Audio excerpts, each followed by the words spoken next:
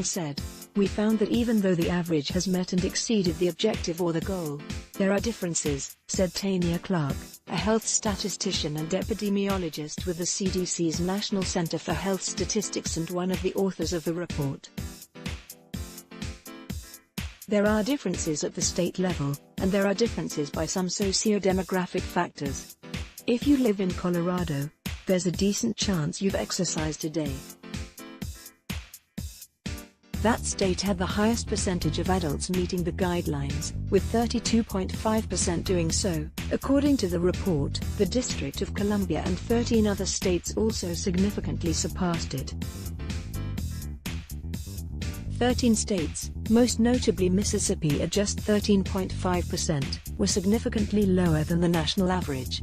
Many of the states with the highest percentages of populations meeting the guidelines through leisure time physical activity were what you'd call cold weather states like Colorado, New Hampshire, Massachusetts, Clark said. And usually, we would think the warmer states would have more people outside running or biking or cycling, because that's what we see on TV all the time.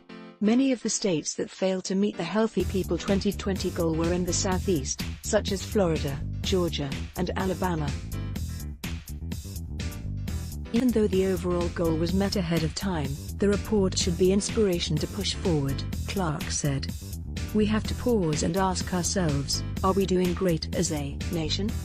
Is it really good that only 23% of our population is engaged in enough aerobic activity and muscle strength training, or do we need to do better?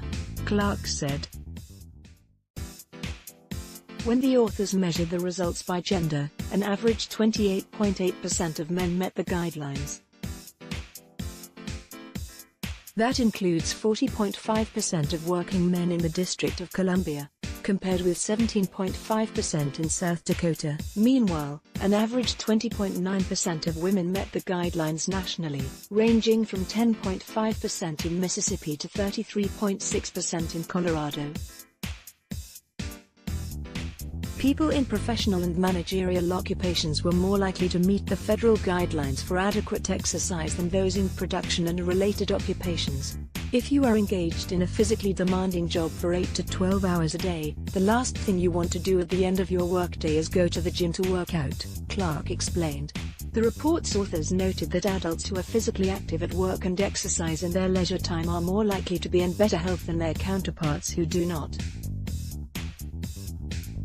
You can have a physically active job, but certainly, if one is out as a contractor, aspects of being a fireman or firewoman, such jobs have physical aspects to them in a way that sitting in a job do not, said Daniel Korkos, a professor of physical therapy and human movement sciences at the Feinberg School of Medicine at Northwestern University in Chicago, who was not involved with the report. But there are virtually no jobs out that require the heart to be elevated continuously at more than 100 beats per minute and also strengthen the muscles in a way they do in leisure time physical activity that includes both aerobic and resistance activity.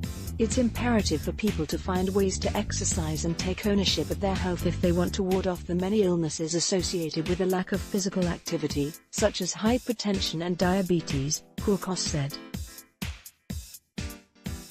CDC data from 2016 says that only 20% to less than 25% of adults had obesity in Colorado, Hawaii, Massachusetts and the District of Columbia. The same dataset said that 35% or more of adults in Alabama, Arkansas, Louisiana, Mississippi and West Virginia had obesity. It's clear that 7 out of 10 adults in Colorado aren't exercising, so even at the best this is something people find difficult and they need help, Korkos said. They need to be provided facilities or trainers or a healthcare program at work or some mean to enable them to work out because the evidence is compelling that exercise is arguably the most simple and best medicine.